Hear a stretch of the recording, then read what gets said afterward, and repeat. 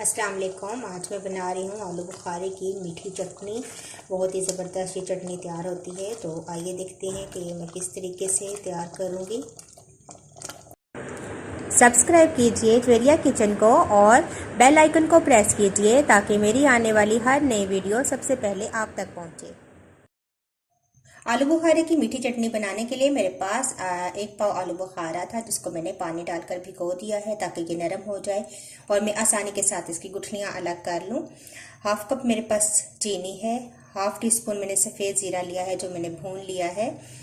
Half tea spoon में नमक add करूँगी। हाफ टी स्पून मेरे पास सूंठ है और 1-2 पिंच में रेड कलर के इसमें ऐड करूँगी। तो सबसे पहले मैं गुठलियों और पल्प को अलग कर लेती हूँ। तो मेरे पास एक बाउल है, इसके ऊपर मैं स्ट्रेनर रखूँगी और ये आलू बुखारा मैं इसके अंदर ऐड कर दूँगी।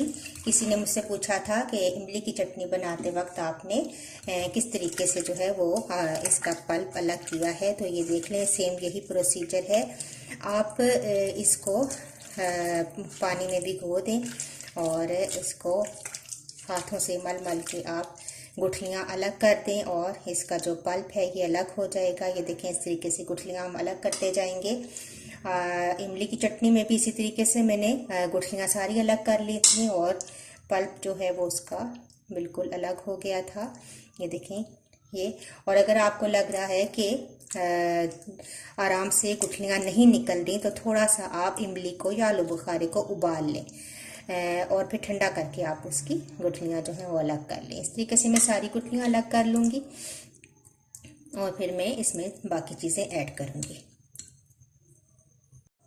तो ये देखें, मैंने तमाम गुठलियाँ अलग कर ली हैं और इस तरीके से ये मेरे पास इसका कुछ पल्प आ गया है, कुछ ये गाढ़ा पल्प है मेरे पास।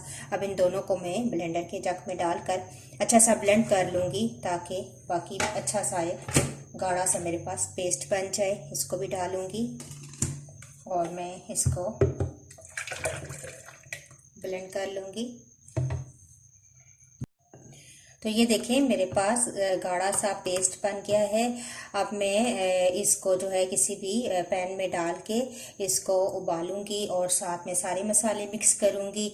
ब्लेंड करते वक्त मैंने तकरीबन 1 से 1.5 गिलास इसके अंदर पानी भी ऐड किया था। तो ये मेरे पास इस तरीके से गाढ़ा सा पेस्ट आ गया है। अब मैं इसको रखती हूँ चूल्हे पे।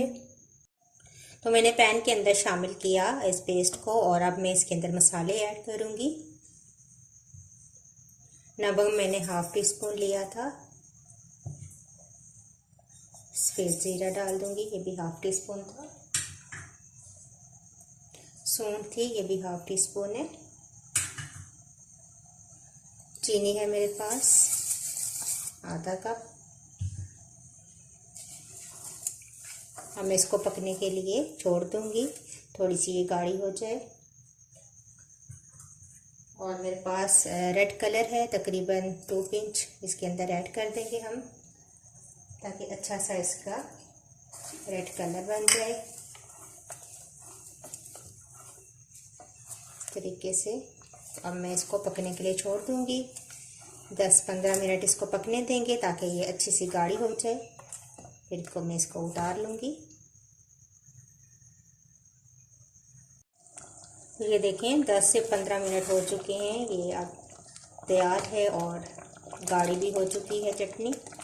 ये देखें, और अब ये बिल्कुल तैयार है। अब मैं इसको ठंडा करूँगी और किसी भी जार में या बोतल में भर के रख दूँगी। तो बहुत ही ज़बरदस्त चटनी तैयार हो चुकी है। तो देखिए, बहुत ज़बरदस्त मीठी चटनी आलू बुखारे की तैयार हो चुकी है। ठंडी हो गई थी, मैंने इसको इस तरह बोतल में डाल के रख दिया है। मैं इसको अब कवर करके इसका ढक्कन लगा के रख दूँगी और ये अब हमारी चटनी तैयार है और आप आराम से इसको अपने डिशेज़ में इस्तेमाल कर सकते हैं। तो अगर आपको मेरी रेसिपी अच्छी लगी तो इसको लाइक कीजिए, शेयर कीजिए अपने फ्रेंड्स के साथ। मुझे अपना फीडबैक ज़रूर दिया करें। नेक्स्ट वीडियो के साथ दोबारा हाजिर होंगी। अल्लाह हाफिज़।